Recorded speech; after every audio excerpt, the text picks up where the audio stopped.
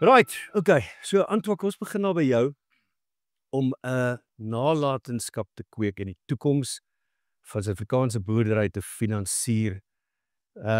Ja, ons het nou 'n bietjie gesels, maar kom ons begin daar. Brei bietjie uit op daai topic. Wat's dit? Ja, ek dink as ons bietjie dink aan hoe gaan dit met landbou in ons land, weet ons dat daar's baie familieboerderye. Daar's generasies van boere wat op plase is wat ons land help om voedselsekuriteit te kan bewerk. En ek dink een van ons groot rolle, enigiemand wat finansiering in die landboumark doen, is om seker te maak dat ons hou boere op die grond. Ons hou boere daar waar hulle kan doen wat hulle die beste mee is, en dis om kos te produseer. Ek dink ons begin al hoe meer anders te dink aan wat die toekoms vir ons gaan inhou, spesifiek van finansieringskant af. Ons weet dat die uitdagings op plase verander. As ou net begin, een van die goed ons oor gaan praat is families. Ons weet die familiedynamikas op plase is besig om te verander. Daar's ander behoeftes wat hulle gaan hê. Ons weet dat daar is uitdagings wat daagliks verander. Ons weet dat weerpatrone verander. Dit alles kom in en het 'n rol te speel in hoe hulle gefinansier word. Want die finansiering is nog een van die goed wat altyd nodig gaan wees. En finansiering word vir baie goed gebruik. Finansiering word gebruik vir om net die oes in te sit, maar dit word ook gebruik om uit te brei, om tegnologie, om nuwe kennis, om mense in te bring op die plaas. Alles wat help om die dinamika op die plaas beter te kan maak. En dis waar jy saam met jou ander vennote werk. Kom ons begin by een van julle groot vennote, Absa Agri. Julle is in dis 'n joint venture. Wat is dit in Afrikaans? 'n gesamentlike onderneming. Julle is in 'n gesamentlike onderneming. Hoe werk daai onderneming vir julle? Want baie ondernemings is nogal moeilik om saam te werk. Kry julle dit reg om saam te werk? En wat is die rede dat julle so goed saamwerk? Marlene, ek wil vir jou vra. Ja, Antoine moet my eerlik hou, maar ek dink dit is 'n gelukkige huwelik. Ons ek dink is baie symbioties. Absa is diep gewortel in die landbou. So dit is die grootste landboufinansierder in Suid-Afrika, en ek dink dit maak dat ons kan komplementeer wat JDF doen. Ons verstaan landbou. Ons is reg om ouens deur siklusse te ondersteun. Ons verstaan die siklusse wat landbou bied, en ek dink dis een van die uitdagings wat Antoine ook na verwys het. So as jy regtig in landbou of in 'n landboubesigheid wil groei, het jy kapitaal nodig, en jy het finansierders nodig wat daai groeiproses ondersteun. So finansier julle vir JDF, en JDF finansier dan vir Agri en Senwes, en dan finansier hulle die boere. Hoe werk dit? Verduidelik vir my, Antoine. Nee, ons die joint venture maatskappy finansier boere direk. So ons Gesamentlik Absa en JDF. Absa en JDF saam, ons hanteer een gedeelte hanteer die verhouding met die boere, en die ander gedeelte hanteer die finansiering, die portefeulje bestuur gedeelte daarvan. En ek dink dit werk uitstekend in ons land. Ek dink die komplementering wat ons as twee maatskappye saam het, is regtig suksesvol. En ek dink dit gaan meer as net oor die finansiering, dit gaan oor die kennis wat 'n mens het. Ons almal het net 'n sekere hoeveelheid kennis, en ek dink dis waar vennote mekaar baie goed aanvul ook. Maar finansiering is nie net om geld te gee nie. Finansiering is om te verstaan, te weet wat aangaan op die plaas, weet wat aangaan in die besigheid. En om dit te kan doen, moet jy vennote hê. So almal wat hier sit vandag is deel van ons vennote, om ons te help om meer suksesvol te wees, om met produk op die plaas te kan kry.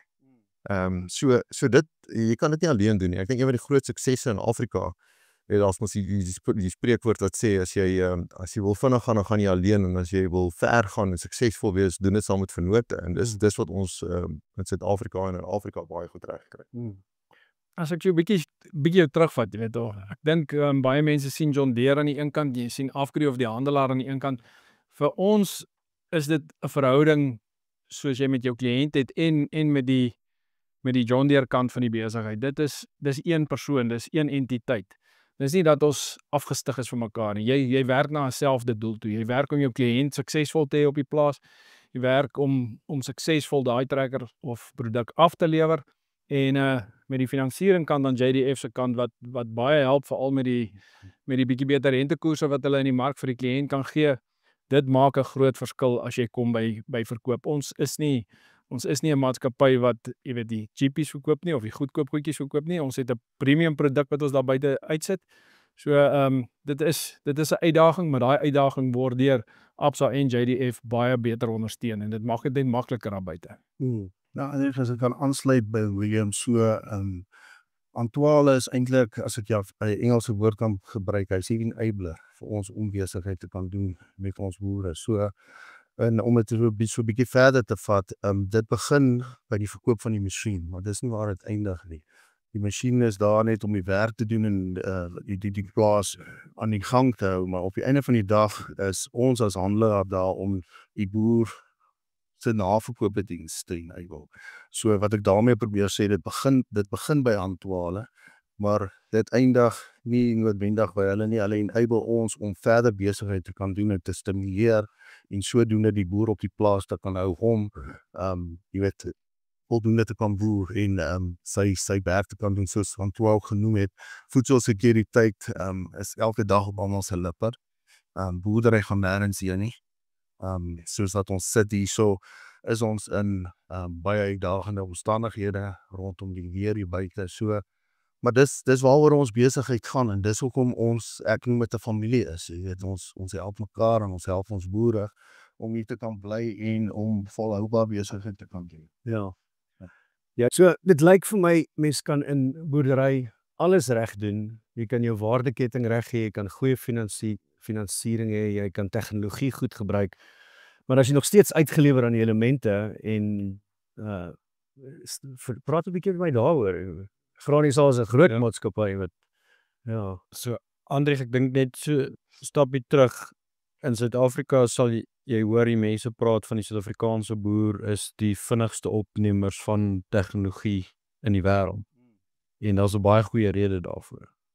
Die een is wat jy noem is die weer. Ons is eintlik, jy sal dit nie glo as jy na die weer hier buite kyk nie, maar ons is eintlik 'n semi-ariede land wat nie regtig veronderstel is om graan en oliesade te plant nie, maar met hierdie uitdagings het dit ons eintlik die beste boere in die wêreld gemaak.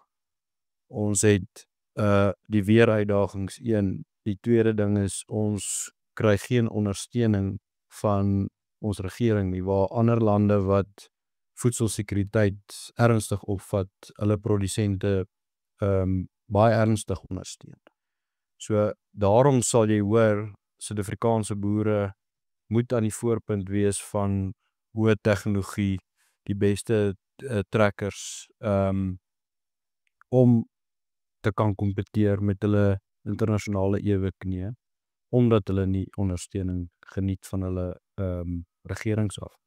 Maar aan die een kant is dit 'n nadeel, maar tog, ek dink vir generasies is dit 'n voordeel. Het jy iets daaroor te sê? Absoluut, ek dink dis baie waar wat jy daar sê.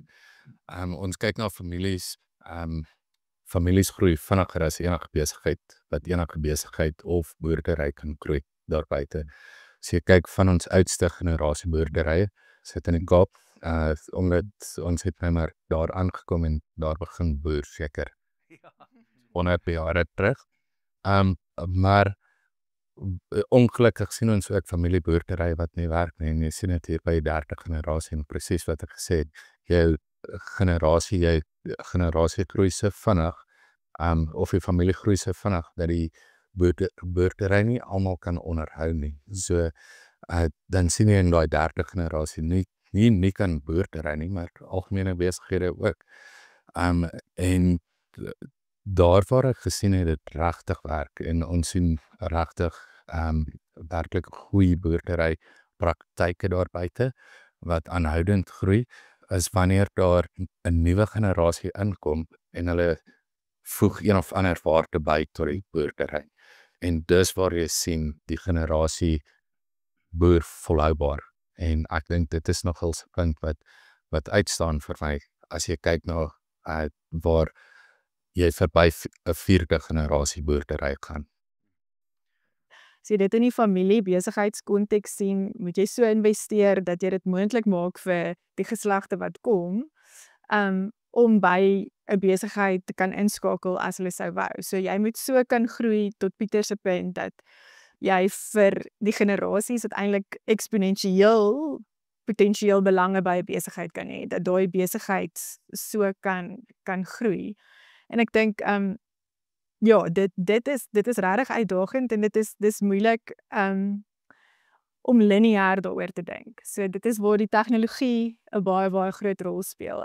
As jy moet groei en jy moet groei teen die tempo wat jou nageslagte groei en uitbrei en belange by 'n besigheid sou wou hê, dan moet jy of uitbrei geografies of jy moet Sonder boer. tye nastreef en sonder om jou tegnologie in tegnologie te investeer gaan daai ontoereikend wees. So ek dink ook dit is waar die mooi storie is om te vertel vir Suid-Afrikaanse landboere. Dit is vir familiebesighede is daar 'n toekoms want ons is op die voorfront van tegnologie.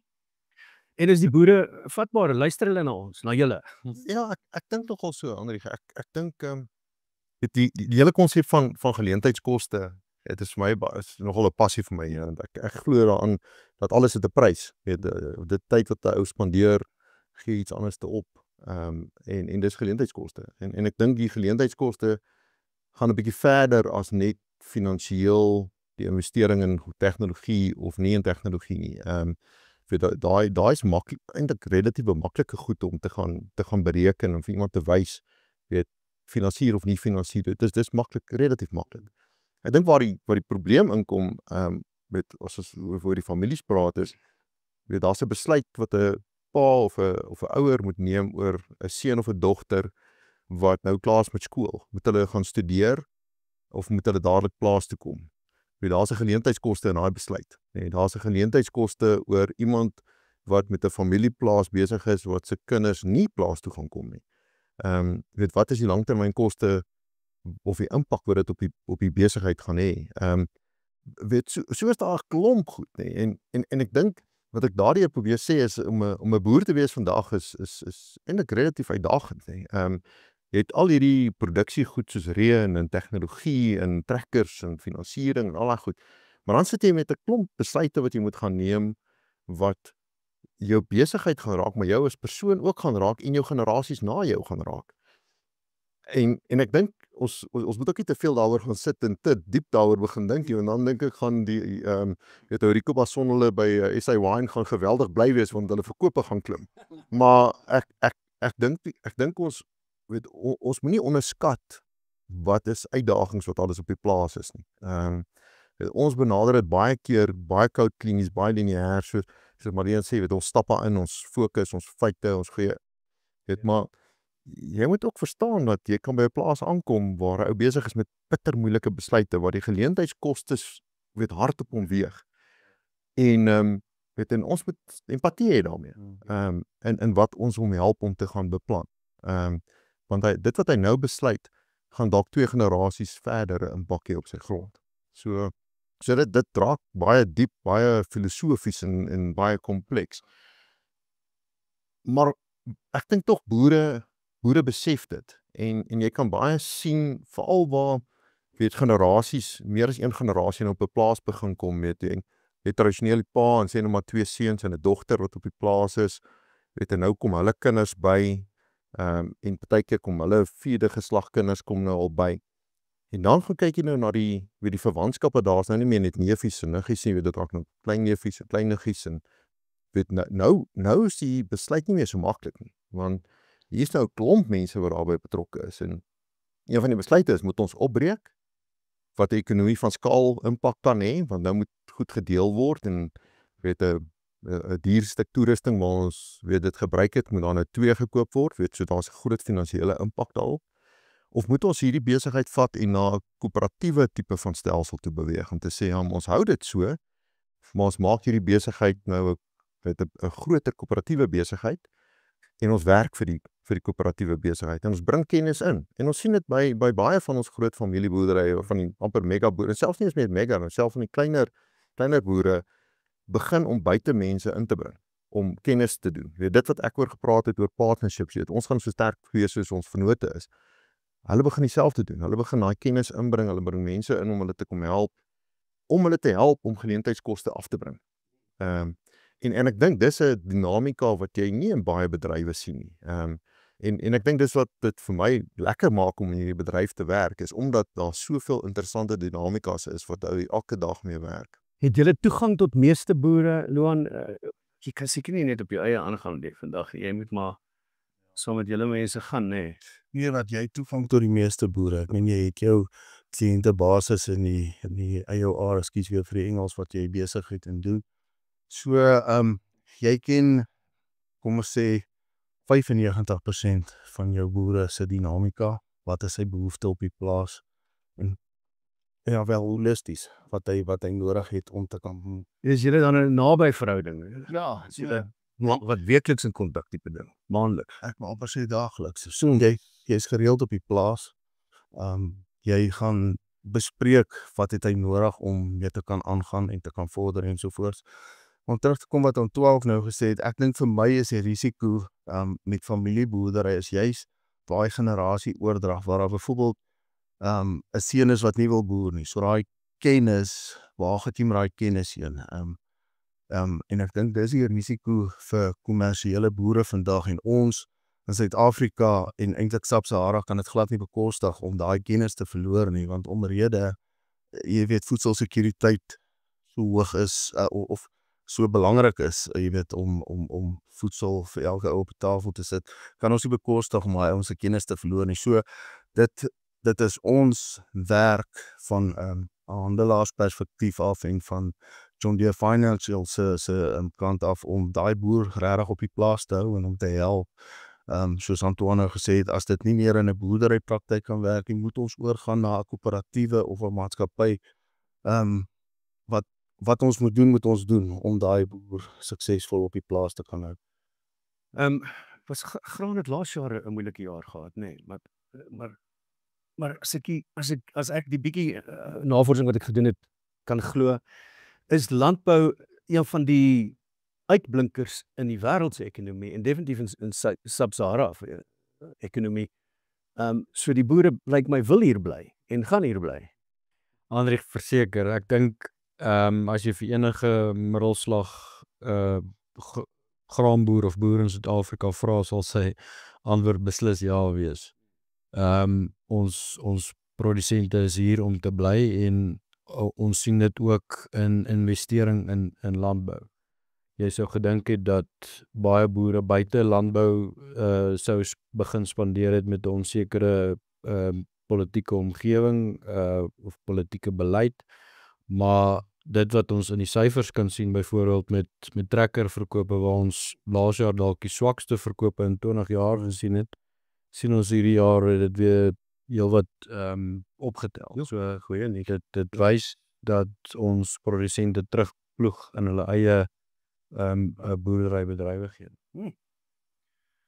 Right, kom ons praat 'n bietjie oor tegnologie. William, ek hoor daar's 'n masjien, ek bedoel daar's baie masjiene deesdae op die landerye wat 'n onkruid kan identifiseer en hy kan hom spuit en dan kan hy die gesonde gewasse uitlos.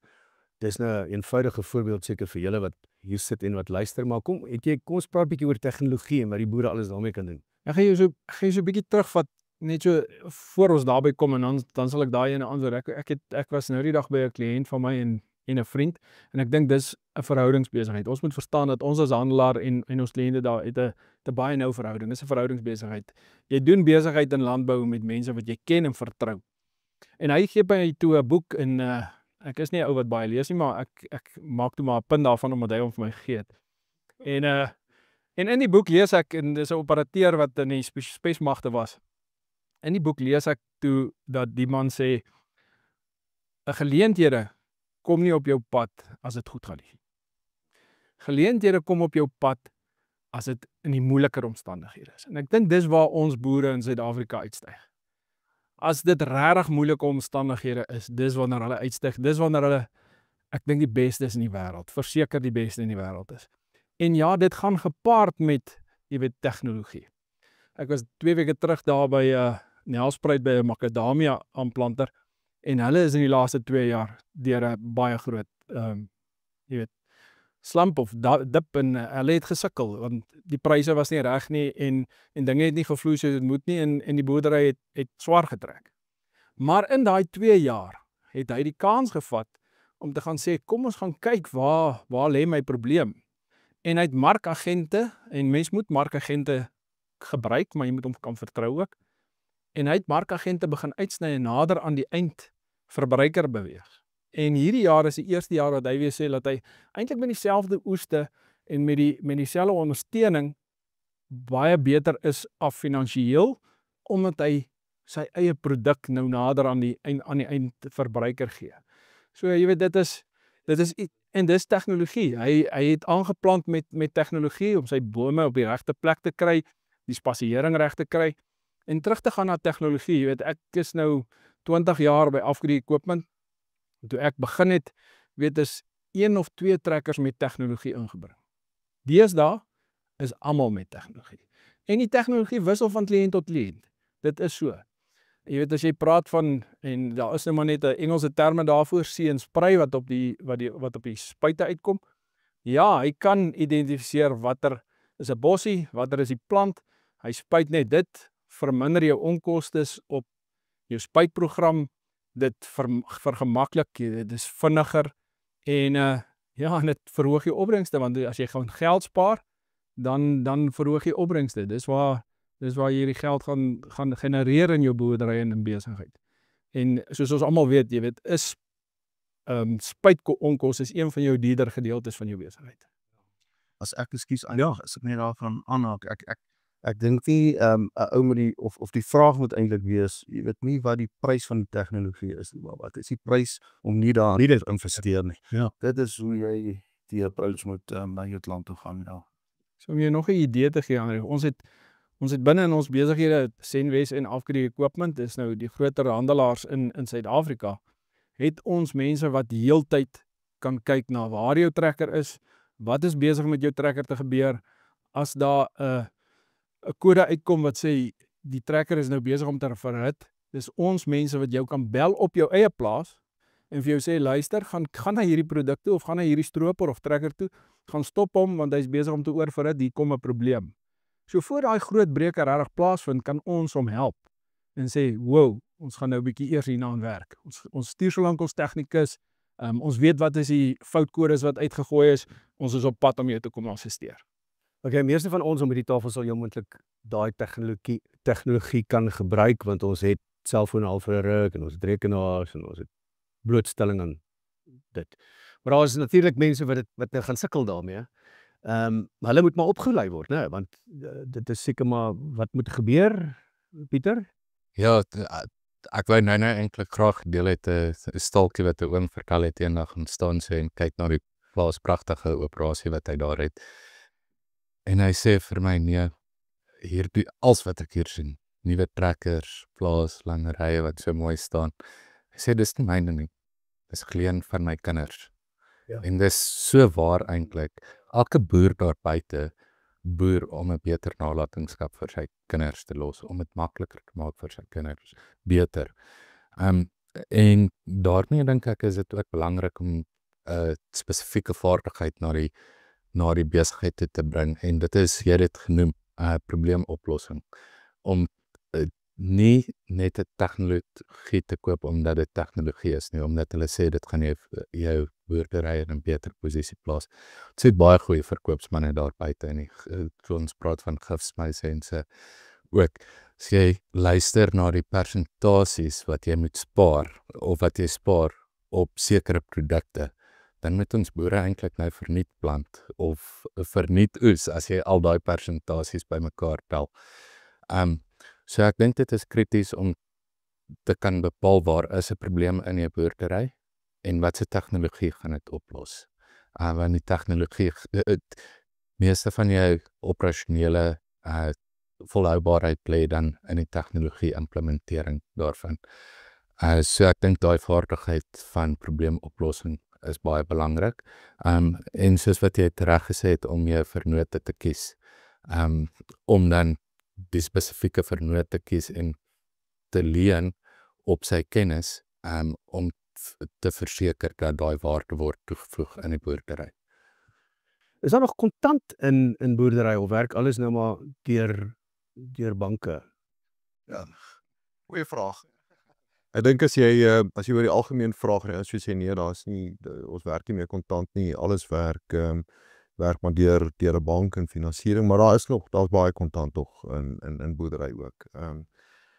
Ja, ek dink een van die goed wat ons baie keer oor gesels met boere, veral boere wat kontant koop, weet in hierdie groot uitgawes kontant aangaan is kom terug na geleentheidskoste toe. Jy weet, wat is die koste daarvoor om jou eie geld te gebruik? En dit kan eintlik al 'n baie lang storie raak, want dit is ook 'n passie van my oor ek het gesê geleentheidskoste is maar iets interessants. Weet as jy met kontant sit wat jy 'n trekker mee gaan koop, weet en jy moet 6 of 7 of 8 miljoen rand gaan betaal vir 'n trekker. Jy gaan kyk na wat se alternatiewe gebruik wat jy daar vir daai trekker of vir daai geld kan hê, weet beeste aankoop of belegging selfs gaan doen, weet. En finansiering gebruik om daai trekker op jou plaas te gaan kry.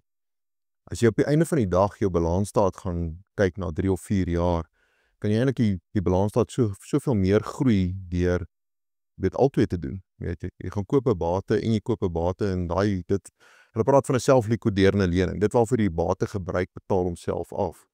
So jy kry, weet as jy 'n 11% lening het en jy kan daai paaiemente betaal, kry jy eintlik 'n 11% opbrengs al op daai masjien wat jy gekoop het. En aan die ander kant sit jy met jou beeste of jy sit met die aanwas of jy sit met die belegging wat jy daar het. So jy het 2 bates en jy het produksie geskep in die proses. So dit maak sin.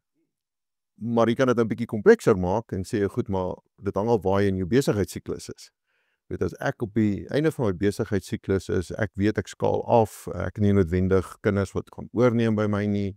Ja, dan is die vraag net, moet ek nou 'n nuwe groot lening gaan maak wat ek sal amper aan die einde van my besigheid.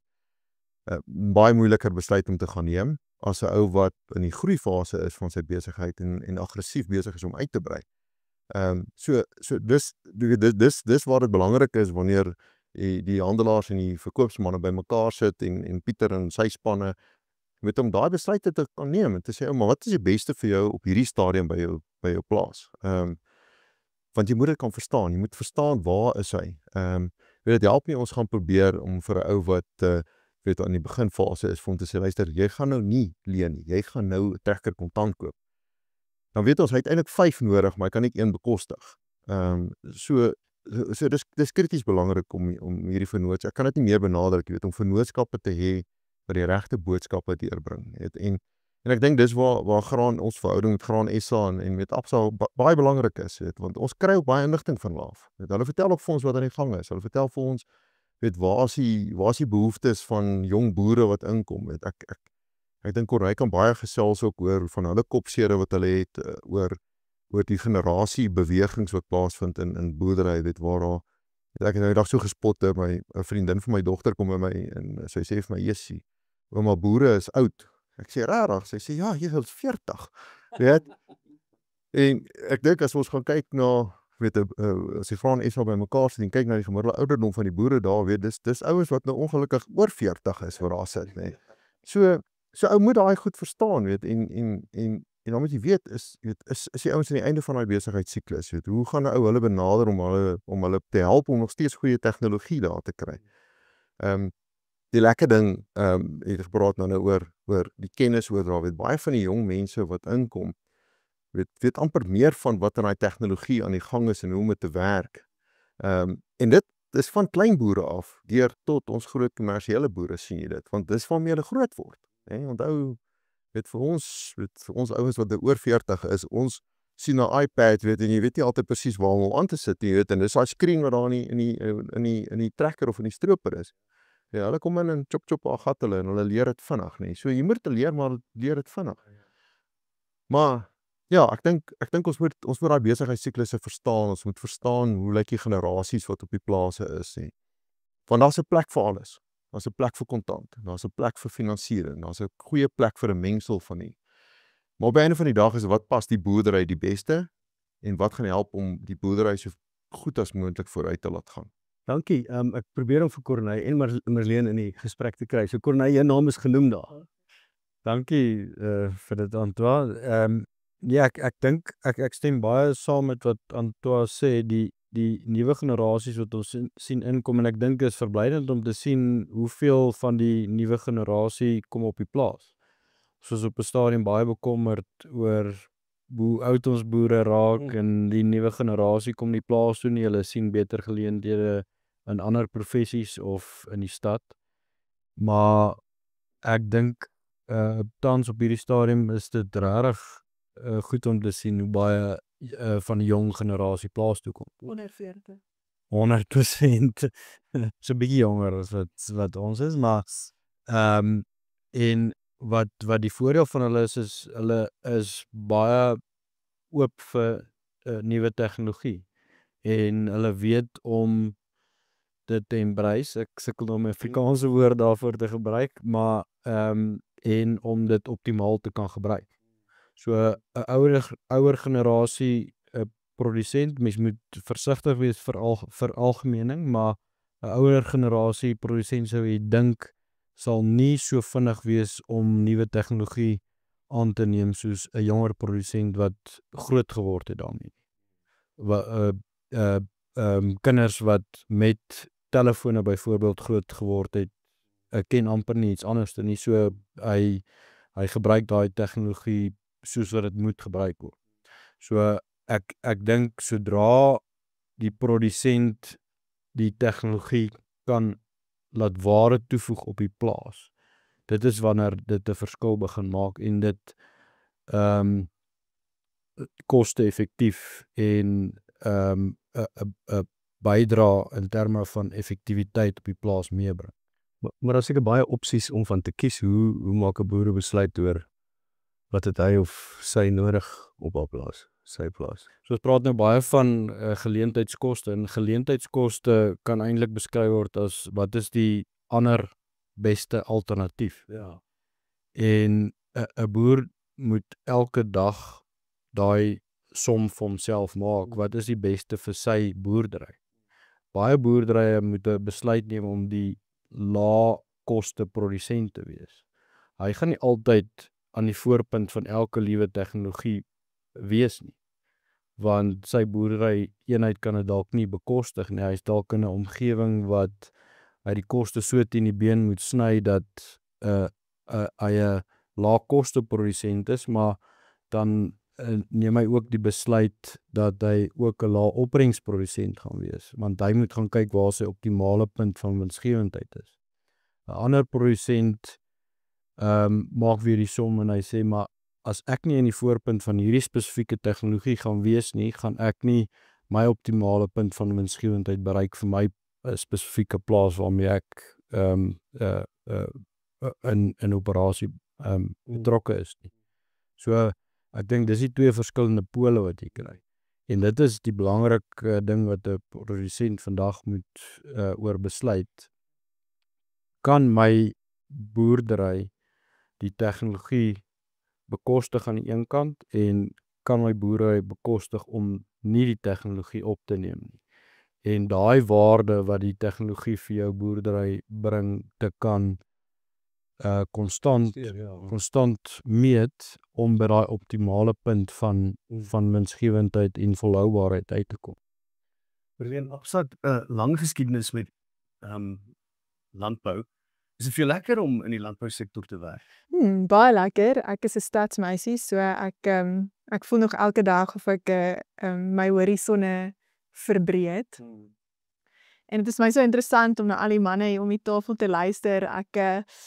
Ek hoor Corneille spog met die trekkerverkope wat so goed doen hierdie jaar en beter as verlede jaar is, en ek dink uit 'n bankoogpunt uit het vertel ons altyd vir ons kollegas, daar's nie 'n depositospel in landbou in 'n bank nie. Dit gaan alles oor die hoeveelheid geld wat jy uitleen. En toe verlede jaar, toe sien ons groot hoeveelhede depositos inkom wat eintlik nie natuurlik is vir landbou nie. En toe as jy 'n bietjie dieper gaan krap, toe dink ek as jy met jou kliënte gesels en die pad saam met hulle stap, dan verstaan jy of is bietjie benoudheid oor die onsekerheid in die land, maar ook en rondom die weer, maar hulle het ook teruggehou met die vooruitsigte dat wanneer die volgende goeie seisoen aanbreek, dan begin daai investeringssiklus weer. So ek dink dis vir my baie lekker om deur daai verskillende seisoene ja, blootstelling te kry en betrokke te kan wees. Hoe sou ek sê, het julle 'n organisasie wat julle bestuur, wat julle as vennote in die ding bestuur, in landbou bestuur, waarvan jy byvoorbeeld deel is, hoe werk dit? Verduidelik 'n bietjie vir my. Ja, so daar's verskeie organisasies. Ons self is betrokke by Agri SA, ons is baie betrokke by Graan SA.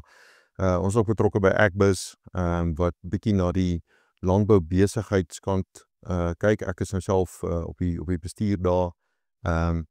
En die fokus van Agbus is om presies dieselfde as enige van die ander organisasies, om boere op die plase te hou en om die waardeketting te ondersteun so goed as wat ons kan. En wat lekker is vir my daarvan is die besef wat 'n ou kry van ons boere en ons landboubesighede is nie alleen nie. Daar is mense wat elke dag opstaan en dink daaraan, wat gaan ons doen om die landboubedryf te kan help in ons land. En dit kom terug na jou vraag wat jy gevra het, wil ons boer, ons kan nie almal boer nie. Ons het mense nodig wat gaan sit saam met die regering en gesels oor moeilike onderwerpe. Wat emosie uithaal byvoorbeeld en die feit die punt gaan aanraak. En daar, ons is baie bevoorreg in ons land dat ons so goed georganiseerde landboustrukture het wat daai werk kan verrig. En is vir my 'n eer om deel te wees daarvan en weet ek self met Corneille ook en Marlene is ook betrokke daarbey. Dis lekker vir ons om te gaan en te gaan veg vir ons bedryf. En weet daai bekommernis van die landboumaatskappye en van die boere weg te vat en vir hulle te sê, weet, ons het dit, daar's 'n geen meer die fliek onthou nie. Ek dink dit was in Pearl Harbor gewees waar die kaptein ernstig gewond is en hy het een van die troepe of een van die matrose wat daar by hom staan en hy begin net orders uitskree, weet, en jy sê vir hom, luister, we've got this, weet. Dit is lekker om dit vir boere te kan doen en vir ons bedryf te kan doen. Laaste ding wat ek op net hoor is zero emissies, met ons 2030 by zero emissies wees Suid-Afrika, né? 2050. Ja. En hoe vorder ons daar, Corneille? Ek dink ons vorder baie beter as wat ons voorgee om te vorder. Ek dink wat ons nog nie heeltemal reg doen nie is ons meting daarvan. Ek het ek gaan seker nou my ouderdom weggee, maar toe ek 20 jaar terug begin het by Graan SA, het dit vir 'n graanprodusent 100 liter per hektaar gevat om graan te produseer en tans is dit hier by 60-65 liter per hektaar. So ons het met die regte tegnologie, die regte trekkers, het ons dit reg gekry om op baie maniere ons koolstof voetspoor al verskriklik baie te verbeter. Maar ons meet dit nie altyd nie en ons sê dit ook nie altyd nie. So ek dink ons vorder eintlik baie goed. Ons is besig in verskeie strome van ons landbouomgewing om hierdie metingsinstrumente, 'n calculator bymekaar te kry om ons produsente te help om hulle koolstofvoetspoor. Daar is 'n sommetjie vir jou om mee besig te raak. Ja, so ek is besig met daai sommetjie. Ons het so 'n paar produsente wat ons hulle voetspore laat meet. En ek dink van die industrie doen baie goed in terme van meting nou, nie in terme van emissies nie. Die vrugte manne is op die voorfront want hulle kort dit om markte te ontsluit soos in Europa. Ek dink die grane en die lewende hawe ouens moet ons nog in sommige opsigte oortuig. So ja, ek dink ons inherente waarde in die hele meting van jou volhoubaarheids praktyke. Is dit moontlik om by zero te kom? Nee, nie vir 'n landbouprodusent nie. Ja, so dit gaan eintlik maar oor om jou emissies te beperk eerder as om by 'n punt uit te kom waar jy geen emissies het nie. Maar ek dink ja, ons glo of ons weet landbou is 'n volhoubaarheidsspel. Jy wil produseer dat jou seun by jou kan oorneem en sy seun by hom kan oorneem en in dit is waarde, maar om dit te kan meet en die storie daar rondom te kan bou is wat ons nodig het om regtig daai inherente waarde te ontsluit. Koolstofkrediete ensovoorts. Ja, dit is 'n interessante ding en ek het dit per toeval, my agtergrond is ook maar in die bankwese en ons het nogal baie die somme gaan maak in die bank om jou eerste motief is mos altyd jy wil jou produk verkoop, so ons wil finansiering verkoop. So jy benader 'n som met daai gedagte. Soos 'n goeie ekonoom as vir jou sê my wat jy antwoord, ek sal sorg dat ek al kom. Jy weet, al iets verkoop, ek sal sorg dat ons dit motiveer. Maar ja, ek dink dis baie meer as dit, weet ek het oor die jare agtergekom dat weet as jy aggressief wil groei en die ekonomie van skaal regtig wil benut, dan moet jy meer kyk net as jy die besluit nou of jy 'n trekker nou wil koop, kontant of finansier of hoe jy dit wil doen. Jy moet langtermyn gaan dink oor wat doen dit vir jou besigheid. En jy weet om 'n simpel sommetjie te doen, weet ons het die som gedoen en Pieter het insette ook gelewer al. Weet as jy kom ons vat jy koop 'n 8 miljoen rand se stuk toerusting, weet as jy 50% deposito toe neersit daarop, het jy 4 miljoen rand wat jy kan gebruik om byvoorbeeld beeste te gaan koop. Daai beeste gaan vir jou oor 'n 3 of 'n 4 jaar siklus gaan dit dalk vir jou 2 kalvers gee. En jou rentekoers wat jy gaan kry op daai transaksie by ons gaan baie kompeterend wees. Dit gaan eintlik onder beleggingskoerse wees. Nou kom jy aan die einde van daai 4 jaar periode, dan het jy 4 seisoene gewerk met daai masjien, so jy het 4 keer inkomste gegenereer. En dit is also aanname dat 'n ou nou nie totale mishoeste gaan hê nie. Maar gemiddeld gaan jy 4 oeste hê, so jy gaan 'n deel van jou paaiement daardeur betaal. Jy gaan 2 kalvers heel waarskynlik verkoop het, wat ook 'n gedeelte daarvan gaan betaal.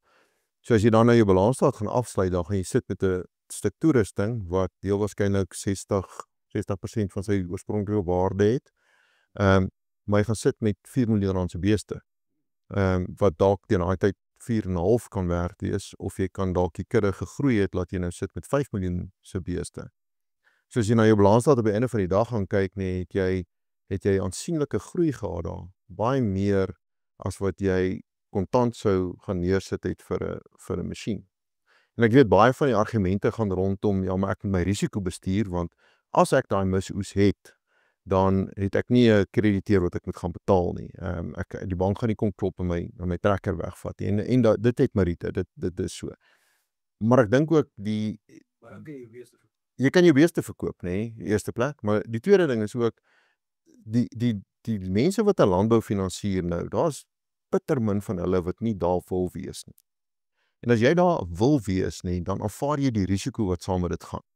En daai risiko, Marlene het gepraat van hulle is die grootste landboufinансierder in die land en dit is so. En hulle weet dat jy het jou goeie jaar en jou slegte jare ook. So daar's jare wat jy saam met 'n boer sit in 'n moeilike gesprek hê van hoe gaan ons hierdie sommetjies laat werk. Maar jy het die gesprek en jy probeer 'n oplossing daar gaan kry. Die persepsie is baie keer daar dat jy die banke stap in en sê, lekker, ons vat jou plaas, cheers, ons is nou klaar met jou, nee. Dit is glad nie die geval nie. Ek dink die banke doen soveel moeite om boere op die plase te hou. So die risiko daarvan, as jy nie 'n goeie oes het nie, dat jy jou goed gaan verloor, dink ek is beperk. Die produkte wat ons ook het, ons het so 2-3 jaar terug het ons 'n produk begin waar jy byvoorbeeld 5 jaar finansier, maar jy het net 4 paaiemente. So as jy 4 goeie jare het, dan betaal jy jou lening af en jy gaan aan. Maar as jy daai 1 slegte jaar het, dan stel jy paaiement uit. Maar dit is klaar goedgekeur van die begin af. So ek dink ons dink 'n bietjie anders daarna om te sê, maar soos jy verkoop met wat sy manier wat jy hom betaal moet. Ja, beloon. Ja. Maar dit is gesonder as beloon. Ja, dis ja. Kyk, 'n beloonpy is altyd baie bly oor as jy begin en baie voel sleg daaroor as jy die einde kom, maar Ek dink ons het hierdie in ons motorvoertuig finansiering inbring. ja, en ek dink dis die al die boodskappe is, weet. En dit kom terug na wat ek gesê het oor waar is jy in jou besigheidssiklus. Weet, as jy daar is om besigheid om te groei, as jy besig is om reg te maak dat jy gaan kinders inkry in jou besigheid, in jou seuns kom plaas, jou dogters kom plaas toe. Weet, dan wil jy daai fabriek groter kry. Want dit is maar 'n fabriek nie, dis maar 'n plaas maar 'n fabriek. Hy produseer goed wat verkoop word om geld in te bring. So jy wil 'n groter fabriek hê. So hoe doen jy dit? Jy moet jou balansstaat so goed as moontlik vergroot, want daai bates wat daar is besig om jou inkomste te genereer. Dan is ook nou 'n ander kant daarop waar daar 'n sterk neiging nou is waar mense begin sê maar ek wil nie eintlik 'n baie groot balansstaat in landbou hê nie. So ek sal op hier grond gaan werk en ek sal my toerusting gaan huur en dan sit nou weer 'n nuwe gesprek van okay goed, maar nou wil ek my ROI gaan begin vergroot nie, want ek gaan tog kapitaal uitlê en ek wil my opbrengs op my kapitaal wat ek gaan uitlê in die sin van my kostes, ek wil dit so groot as moontlik gaan begin kry nie. Daai selfde sommetjie werk daar ook, want jy het nou twee bronne van inkomste. Jy het beeste inkomste en jy het jou graan inkomste. So dis 'n interessante gesprek om te gaan hê. Maar dit kom weer 'n keer terug, as jy moet weet wat aangaan op die plaas. En jy moet daai verhouding hê.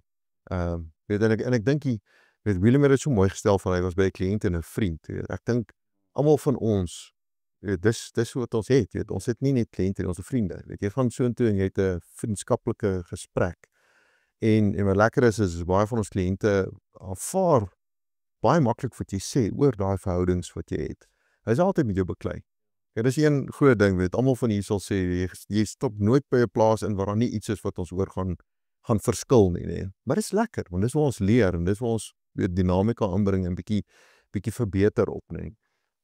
So ja, ek dink dis maar die hele gedagte van hoe ou finansiering positief gebruik om jou balansstaat op 'n van die dag te groei. Ja, baie dankie, daar is baie sinvol. Ons praat gou oor die weerstoestande soos wat dit nou is.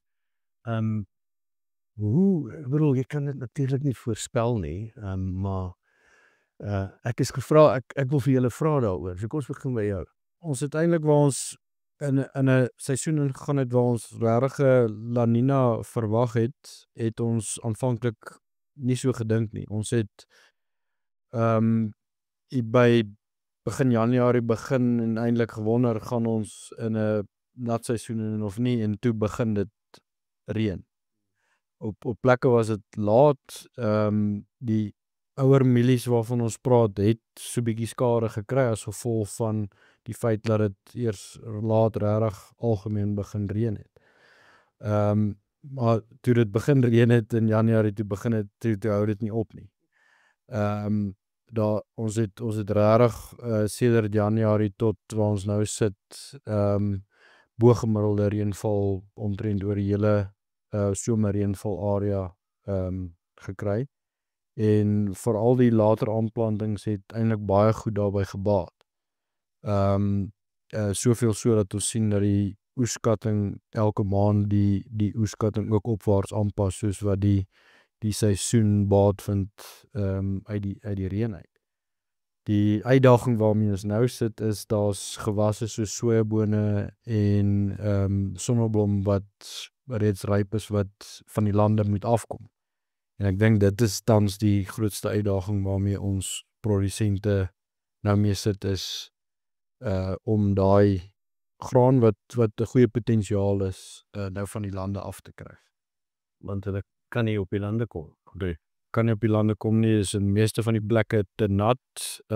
Ons kry nie sonskyn nie, so dit is watersports op hierdie stadium. Sure.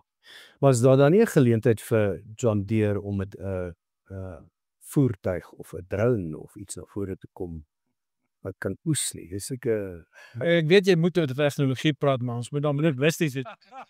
Is dit onrealisties om dit te Ek hoor ouens het al gevra of ons die boot het wat kan van die waar is dit? maar ja, ek dink daar seker hulpmiddel beskikbaar en ons het eintlik nou voor die tyd gespot dat ons gaan nie oor tracks praat nie, oor risperbande nie, maar weet dit is 'n manier om te help om weet jy oes af te kry wanneer dit nat is. En ek dink die uitdaging bly altyd daar om te gaan om tegnologies te gaan kyk wat kan 'n ou doen om in alle weeromstandighede te gaan. 'n paal aan die een kant en 'n paal aan die ander kant en 'n kabel. Ja. En dan trek jy hom net. En Nou miskien kan jy deel wat Tomansie hulle doen. Ja.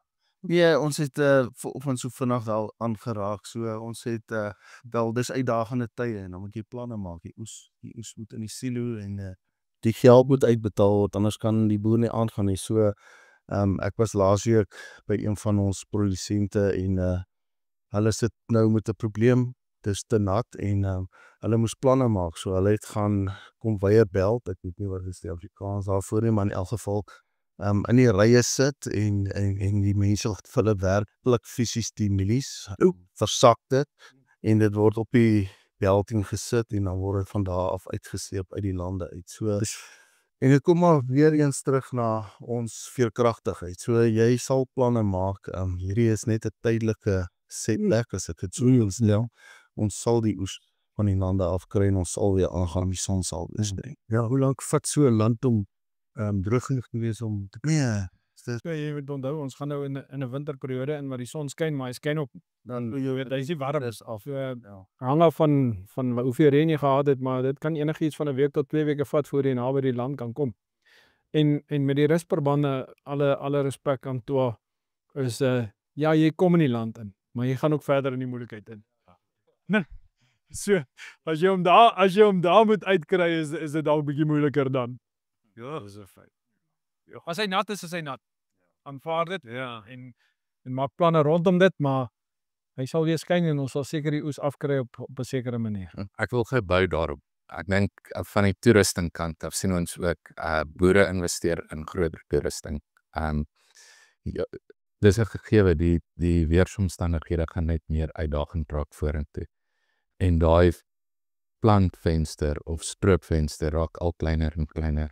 Dis sien jy daai investering in groter toerusting en dan die tegnologie ook wat jou help daarmee. So dit sien ons van die John Deere kant af, nie net rusverbande nie.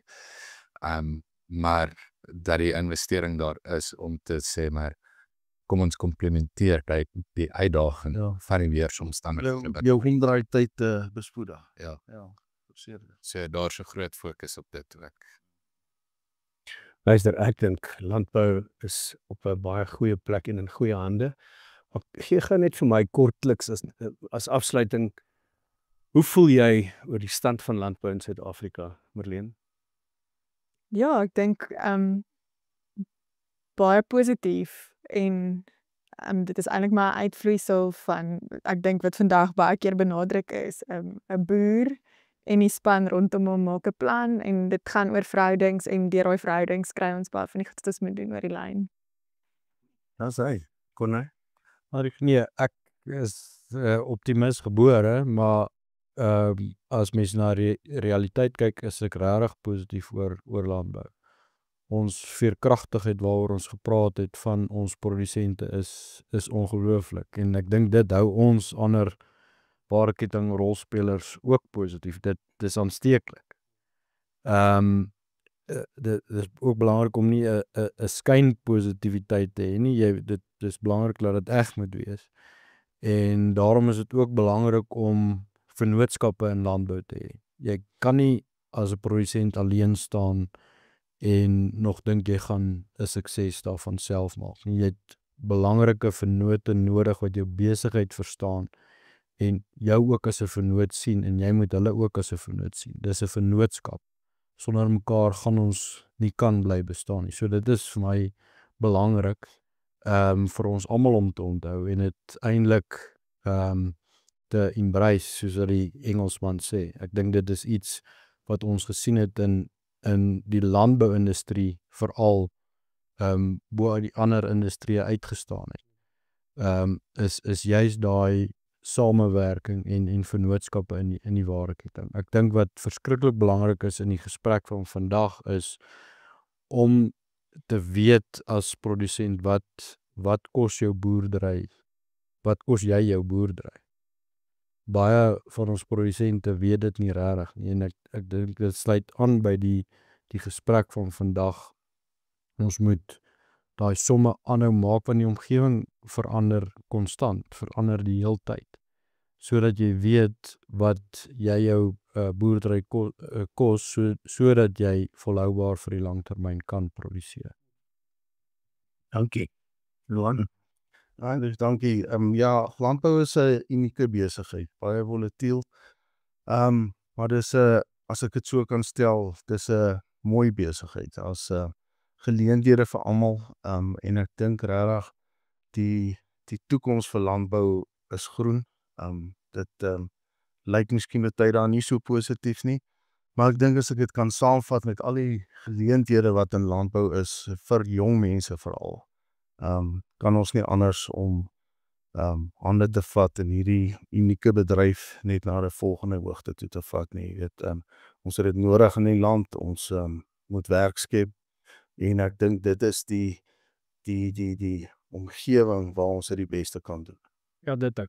Dit wat hulle gesê. Ja, en vir my ook, jy weet, die besigheid is positief. Landbou is 'n positiewe besigheid. As jy nie in 'n positiewe opset is nie, dan gaan jy sukkel. Ek dink net as jy iets daar buite wil uitdra, gebruik jou geleenthede wat vir jou gegee word en gebruik die tegnologie kant van die mense wat hier om die tafel is om jouself te verbeter. As jy elke dag net 'n bietjie verbeter, jy weet, dan op die einde van die dag gaan jy net beter funksioneer en jy gaan net beter kan boer. Dis nie te sê dat alles joune is nie en alles vir jou gaan werk nie, maar gaan kies die gedeeltes uit wat vir jou gaan werk en gaan ondersoek dit. Dis baie belangrik in die opset vir landbou vir Suid-Afrikaners. Dankie. Is seker so 9 jaar terug. Nou as julle dink 9 jaar terug, weet nie ek's onder 40 om die tafel, ek wil dit net sê. 9 jaar terug het kinders so rondgeloop met selfone en iPads en ouers wou wegvat, sê gaan speel buite. Stap daar 'n boer by my in op Standerton. Hy sê vir my, hy gaan nie sy iPad by sy kinders wegvat nie. Want dis van waar af hy gaan boer 30 jaar van nou af. En daar soveel waarheid in dit. Ek dink saam met dit ek dink amper dit is Microsoft wat gesê het, die verandering wat ons oor die laaste 100 jaar gesien het, ons gaan dubbel daai verandering in die volgende 15 jaar sien. En baie keer probeer ons tegnologie verstaan van waar af dit kom, hoe dit werk en so. En ek dink ons moet minder tyd daarin spandeer en meer tyd spandeer aan hoe kan die tegnologie waarde toevoeg vir ons. En ek dink die sleutel tot sukses lê daarin. Baie dankie. Antoine, hoe voel jy oor die stand van landbou in Suid-Afrika? Ja, ek voel baie positief en ek dink 'n paar redes is as jy jou vennote baie positief voel, dan is dit 'n goeie aanduiding dat jy kan nie nou negatief raak nie, want jou ondersteuningsnetwerk is baie positief en sal jou help. Ek dink ook as ons na baie boere toe gaan en ons gaan praat met hulle, gaan hulle vir baie van die uitdagings uitlig.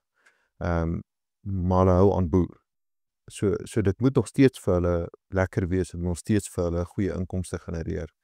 En ek dink die binne-in is die meeste boere, by verre die meeste, is baie positief oor wat hulle mee besig is. Wat vir my persoonlik 'n baie groot, ek sal sê, wat Afrikaans vir vote of confidence is in landbou. As ons 5 jaar terug gaan, Maart het ons COVID in Suid-Afrika gekry en ons het lockdowns gehad en wêreldwyd het die ekonomie omtrent tot stilstand gekom. Maar een het floreer en dit was landbou. Die hele wêreld, maak nie saak watter land dit is nie, het gedraai na landbou toe en gesê ons moet eet. Ons moet seker maak ons hou hierdie bedryf aan die gang. En dit is vir my 'n geweldige riem onder die hart om te weet dat wanneer krisisse regtig daar kom, ons dink ons het krisisse, daai was 'n krisis. Het almal omgedraai en gesê ons gaan na die stabiele besigheid toe wat ons gaan voed. En dit sal nooit verander nie. Ons gaan nooit weg kan beweeg van landbou af nie. Dit maak my baie positief. Dit laat my voel dat die bedryf is eintlik op die voorpunt van groot ontwikkelings wat gaan kom. En ek is opgewonde as ek sien waarmee is maatskappye besig wat landbou ondersteun, waarmee is boere besig om hulle effektiwiteit te verbeter. En dit is genoem ook die jong mense wat in landbou inkom, wat ons op 'n stadium oor bekommerd was. Ons sien al hoe meer en meer jong mense kom in. Landbou raak weer seksie. Die mense wil daar wees. So dit alles gee vir my baie hoop en dit maak my baie positief.